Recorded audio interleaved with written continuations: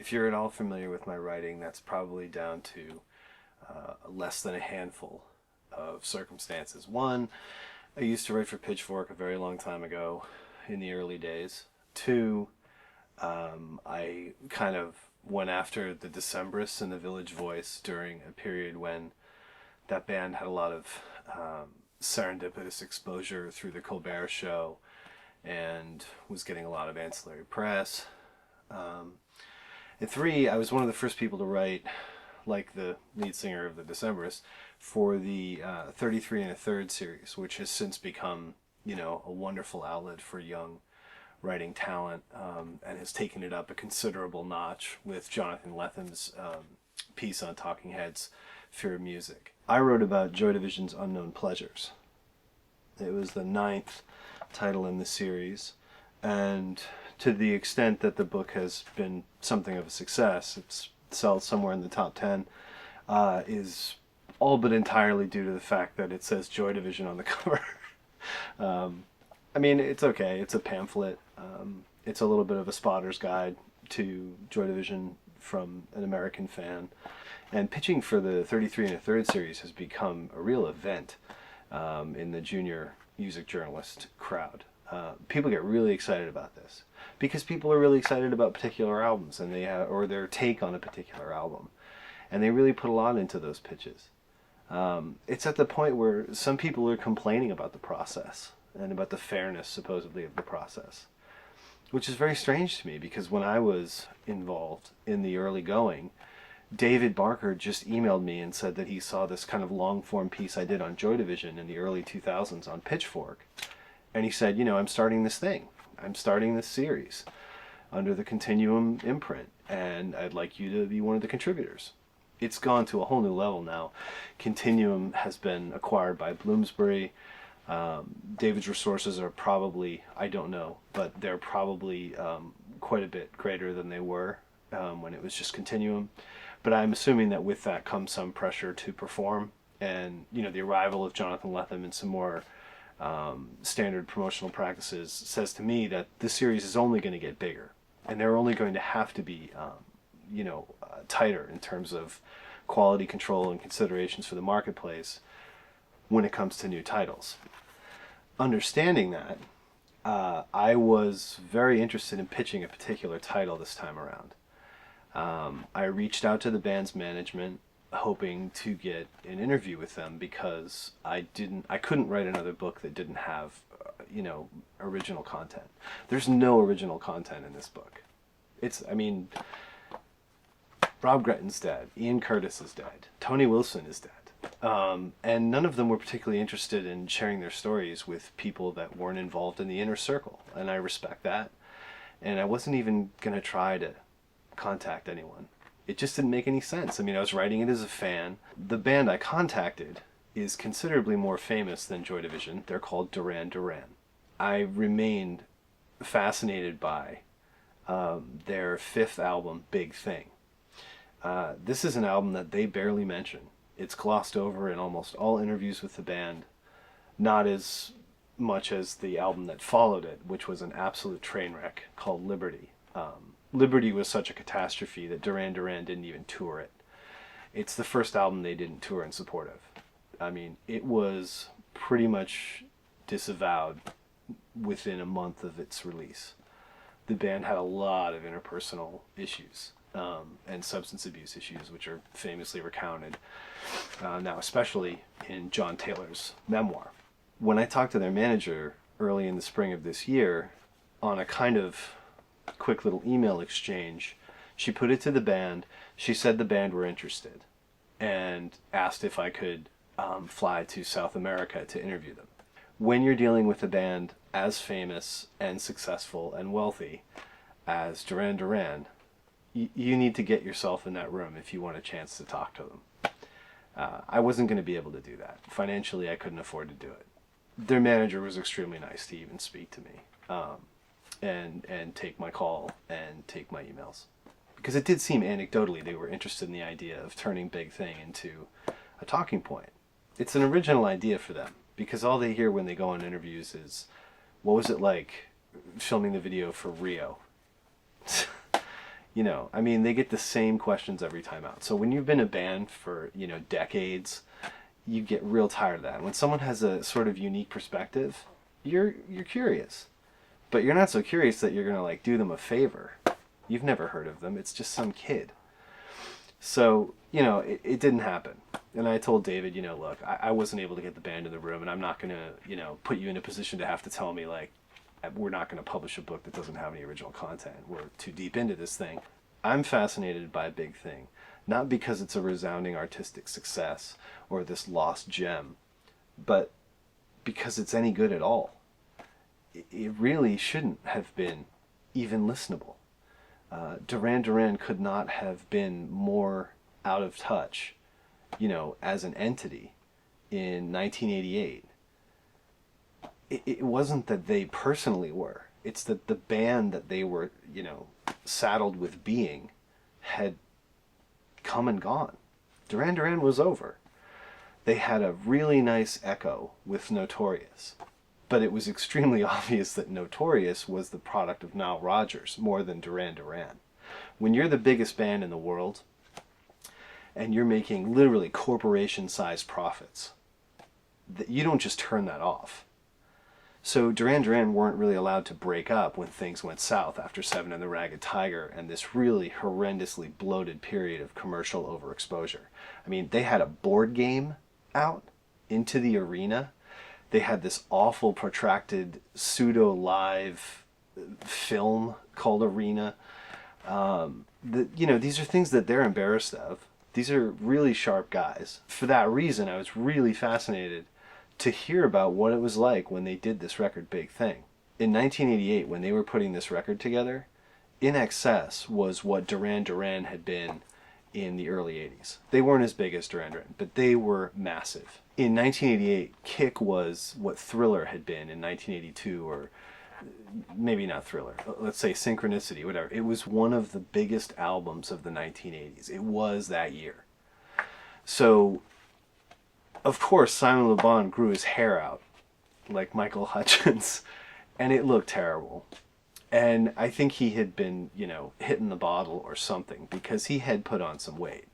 I'm not, you know, anorexic myself, but I'm not the lead singer in Duran Duran either. There was always a lot of pressure on him to keep his weight down, because he had, you know, chubby cheeks. He was a pretty boy.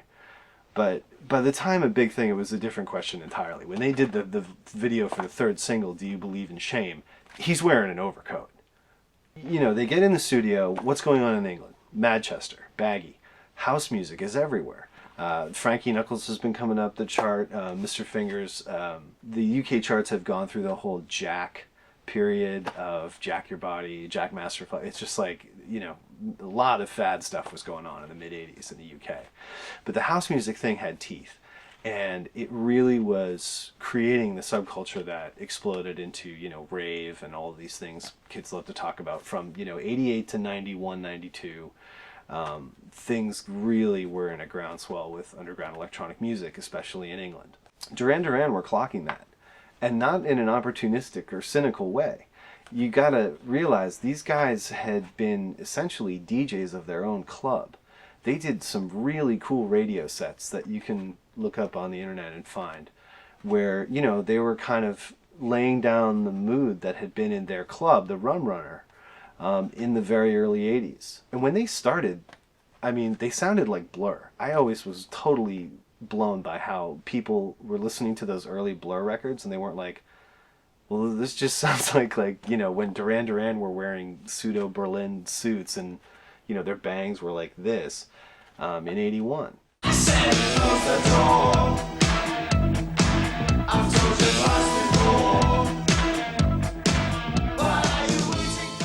They hit their stride when Simon Le Bon started wearing white coats and pastel shirts underneath. They became part of a very broad cultural moment. It was a fashion moment, it was a music moment, it was a look your best, beautiful people moment.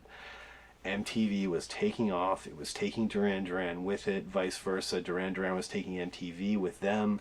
They were all climbing on each other's shoulders, and they were getting really high into the stratosphere. To the point where you had this thing happening in 83, 84, and very much in 85, where Duran Duran thought they were actors. And they weren't the only band. There were a lot of musicians who thought, like, they were actors. That was a completely natural transition. You were going to make movies now. You know, you were Indiana Jones. And they fell for it pretty badly. The Save a Prayer video, there is some really, really embarrassing shit out there. Feel the breeze deep on the inside, look you down into your well. If you can, but it's great, because they were kids. They were like early 20s. They were so young. And they were loving it. They didn't know what the fuck was going on. There's no one there to keep you in check. There's no one there to keep your ego at bay. The only people around you are all telling you you're even better than you think you are. It's not just coke. It's a psychological thing. You are surrounded by people who are telling you you are the second coming. They're telling you you're the Beatles. Somehow Duran Duran survived this. They had really strong managers coming out of the Rum Runner, and those guys were there for them. But they wanted to break up. Now, they couldn't turn off the money. So I mentioned this earlier. What they did is they started 2 side projects. One was Arcadia, which is Simon Le Bon and Nick Rhodes. Now, Nick has always been portrayed as the arty one, and he did interviews with Andy Warhol and was just, you know, always talking about his photography that he did. That was his kind of character in the band. He was the arty one. John Taylor wanted to rock. Andy Taylor wanted to rock. When they were down in Australia doing Seven and the Ragged Tiger, their just protracted, awful, difficult third mega album that was a complete shit show, they met Nile Rodgers from Chic. Now, Nile was down there working on Original Sin, INXS's first solid hit. But Nile had done something a lot more important than INXS's Original Sin. Nile did David Bowie's Let's Dance. When you're Duran Duran and you're the biggest band in the world, and you go out and you do your 2 side projects, one of them, I think Simon Le Bon said that he thought that Arcadia album, So Red the Rose, was the most pretentious album ever recorded. He's not wrong. It's really bad. Robert Palmer, who was previously just kind of a blue-eyed soul anomaly with a couple of, you know, ballads to his name, he wants to do the Bowie thing. So Taylor's, well, they're not related. John and Andy Taylor get together with the drummer from Chic, I believe, and Robert Palmer, and they do the Power Station. Artistically, not a lot going on here.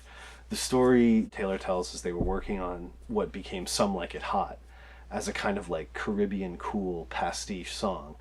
And like Robert Palmer walked in the room and he went like, and it's hot when the heat is on. And like that's how the song happened. He finished the line Some Like It Hot with that, and then boom. They're hugely successful. They sold tons of records in America and all over the world. And they had a big, you know, they were playing big festival dates. People were thinking this was just going to be the thing. It was going to take off. And Duran Duran was over. Just get yourself untied, yeah, now. Are you going to do it? Yes, let's get out of here. What happened, and no one's ever told it in these terms, but it seems to me Robert Palmer kind of fucked them. He decided he was going to go do a solo career with all the lessons he learned from the boys in Duran Duran, and he went and did Riptide and Heavy Nova with 2 indistinguishable hit singles, Addicted to Love and Simply Irresistible. These are 2 of the most cynical pieces of dog shit you're ever going to hear. I don't mind the songs. The thing that pisses me off is he did these 2 videos with all these leggy model women in black tube dresses and just like smattered with red watery lipstick, you know, mugging and shaking it behind him, and he's dressed up like a character out of fucking Wall Street. It's just the grossest, most misogynistic, macho bloat shit. Lights are on, but you're not home. You're mine. But he's dead now. Nobody in Duran Duran's ever said a bad word about him that I know of. They were probably friends through the whole thing. But the way it looks from the outside is pretty unseemly. After Robert Palmer bags on the Power Station, Duran Duran are like, you know, we've done our thing. the side project thing wasn't that fulfilling. We're still Duran Duran. You know, while we've been apart for almost 2 years, we've continued to make millions and millions of dollars on trading cards. Nile Rodgers came in and turned the Reflex into a huge hit for us. I mean, the song was a piece of crap until he took a scissors to the tape and made it like this huge hit. And, you know, he turned a song that was, it was exactly the same as every other single they've had. The Reflex, New Moon on Monday, it's all the same, right? And it's Duran Duran, it's their sound. Not to take anything away from that, but they were a very conservative band in terms of changing up their sound until they met Nile Rodgers. And he took Reflex and turned it into like a huge, hard, you know, crashing mid-80s Frankie Goes to Hollywood thing. And it saved Duran Duran. It helped them transition into the kind of, you know, white denim collar up thing, away from the pinup boy cutesy thing. It made him a little bit more edgy, you know, because Wham and all this other shit was going on. They needed to update their image, and the Reflex, the video and the song did that. What were they going to do next? Well, they did this, they fell apart. They did the two side projects. When they got back together with Nile. And what was going on at that time? 1985, 86? Prince. Prince was basically God in 1985. He still is. Purple Rain is all Prince. That's the thing. You know, Quincy Jones, Nile Rodgers, you got all these people that are making these other classic albums. Prince did everything himself.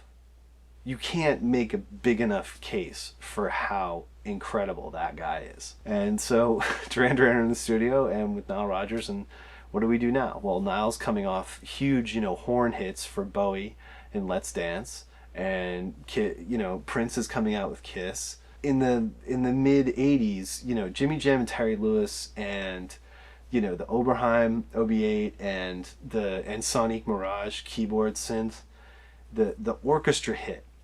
You know, Janet Jackson's Nasty, the Control period. The orchestra hits are everywhere. Notorious didn't really go that far. It wasn't like the Human League's Human, or that Janet Jackson record. It was still swinging. It was still full band sounds. Apart from the title track, Notorious, which is a fucking phenomenal single, the record wasn't really there. They didn't have it all together. Because they were kind of like letting Nile Rodgers drive, because they were just getting back together and they were very tentative about, you know, what they were and who their identity was. Predictably, critics hated Duran Duran. They had always hated them. And so they laid everything at Nile Rodgers' feet. They were just like, well, duh. You know, they went in the studio with Nile Rodgers. They came out wearing, you know, white shirts and black suit coats. And they look really mature. And, you know, they got the black and white video. And it looked like they really had just pulled a couple pages out of Bowie's book. And so critically, they got absolutely tarred and feathered. And they personally were starting to get a little bit out of control, too. Simon Le Bon was really acting very flaky around this time. You see interviews, and he just is out of his fucking mind. He's just... They didn't know where... They were coming into their late 20s. And so they didn't know what they were supposed to be anymore. They tried to get all macho for a period, with the leather jackets, and then they were... You know, they kept talking about how many chicks they were banging. It just got really weird. The 86 period with Notorious, nobody remembers this stuff, but it was pretty ugly. So then they kind of got their feet under them, and they're like, well, let's become our own thing again. We're Duran Duran. Let's do it ourselves. Let's take everything we've learned and let's make our own album. So they go into the studio and they come up with 3 pretty solid singles. I Don't Want Your Love. Hey, take a chance, even if it's only while we're dancing in the light. All She Wants Is. All she wants is.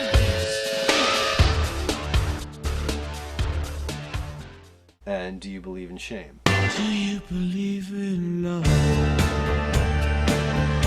you believe in life?